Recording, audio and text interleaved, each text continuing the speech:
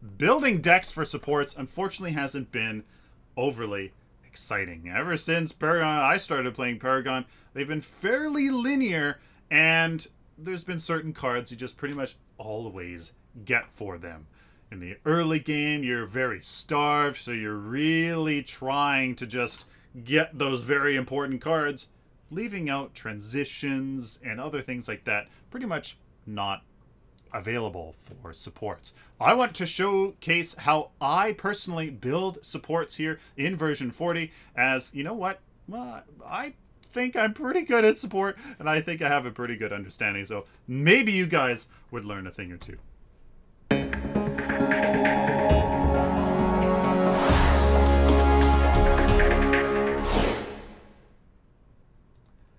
Hello ladies and gentlemen, welcome to a Paragon Guide. I am Sylphin. So, we're using the Epic Games deck builder just because, very nice, simple, 0 total CP, you can see 60 CP, etc, etc. We're picking Narbash because he's kind of the most meta, besides Decker, as a pick for when FaZe isn't picked, which she's always picked. We're not going to use FaZe just because she doesn't have the best support affinities, in my opinion. Growth order supports are superior in the support options. FaZe is just so strong because of her kit.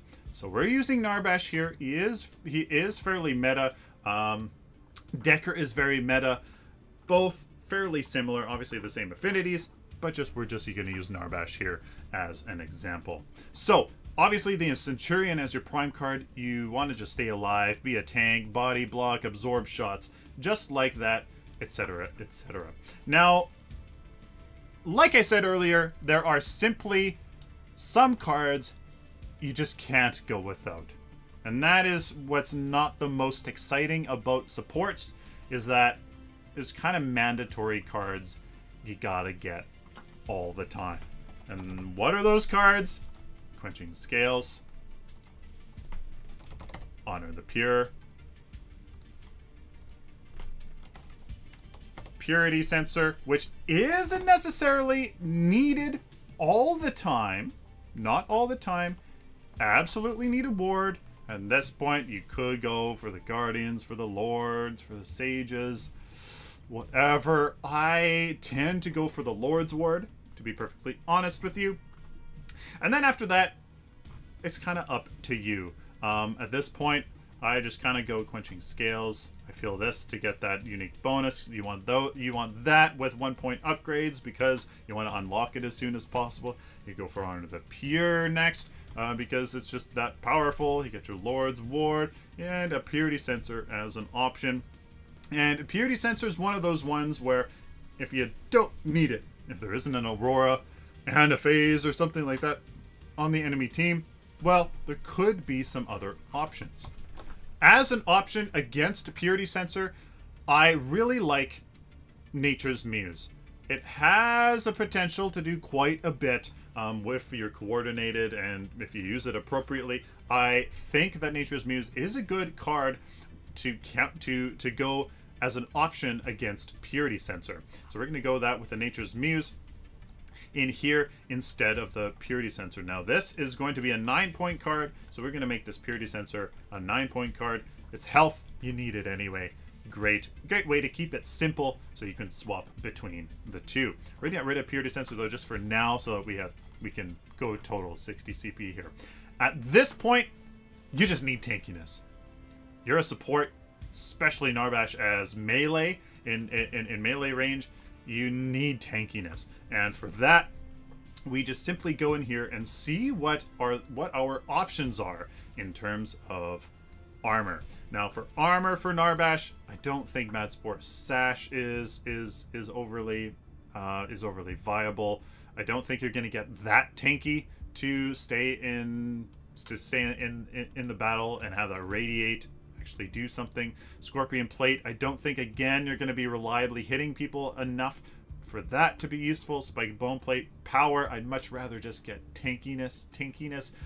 Tempered Plate, honestly, just a Tempered Plate. We're going to go with 3 Divine Guards because physical, because basic damage is very prevalent, and combating basic damage requires a lot of guard. Same with overall EHP. Again, go check out my health versus armor video, as that kind of really explains everything and why. In general, in most scenarios, you're going to need more basic armor than ability armor.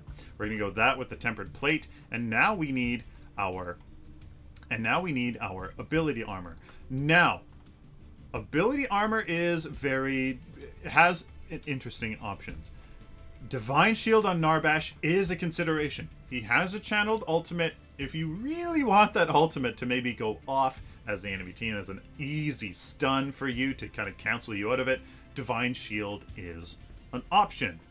But I don't know. This is where it's really up to debate here which one is going to be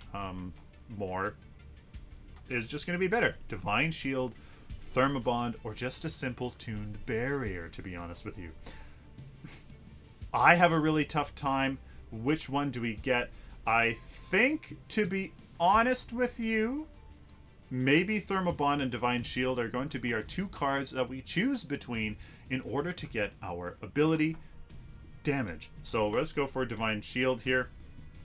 Let's go for Divine Shield here with 2/2 to make this a 12-point card, and Thermobond 2 and 2 to make this a 12-point card as well. At this point, we have to take a look at our cards here and see. We'll only get one for now, just so we can see the total CP here. Now we take a look at our total deck and get to 60 CP. Supports very rarely get to 60 CP, so don't have to worry about this too much. But right now, again, if you go see my armor versus health video, you'll see we need a ton more health. A ton more health. So really, it's a simple process here to go 2/2/2. See where we're at. 5 more health. 2, 2, and 1. We're splitting that up because supports are very starved for CP, so we can very easily get we can more easily get our health in smaller upgrades rather than gigantic big ones. After this here, we're at 60 CP. This is our total deck. I make a little note in my notepad of what this is, and then now we add our options. Again, here we have our mandatory cards here: Tempered Plate, Nord's Ward, Quenching Scales, Honor the Pure. Our Nature's Muse, we have an option of our Purity Sensor, and our Thermobond, we have an option of our Divine Shield. Now at this point here, we have our Purity Sensor as an option against Nature's Muse, and our Divine Shield as an option against Thermobond. Whichever one you need in your game is the one that you get. Now I am personally going to get a little bit less health and just a wee bit more barrier. I simply think that we need a little bit more barrier just to kind of cut down the burst damage that can come from those abilities. Now at this point here, we simply go into the early game. We get what we need in the early game, and then we fill in the mid game, which on supports, it's not really much there, to be honest with you. In the early game, you definitely need your dummy ward. I always make it a Guardian's ward here, and then Narbash has an interesting opportunity because he can convert mana into health. Depends. You can either get a whole bunch of mana potions and stuff like that, so just rely on his ability. But for me, I'm gonna make it simple with what I do with a lot of other supports: Shepherd's File, Mender's File, and Scout's Ward. If you're not anticipating too much damage from the enemy offlaner, so that you can have versatility, more vision on the map to save you guys, or if you're anticipating a lot of offlane pressure from maybe a Morigesh, Circlet of Health is absolutely a very good card indeed.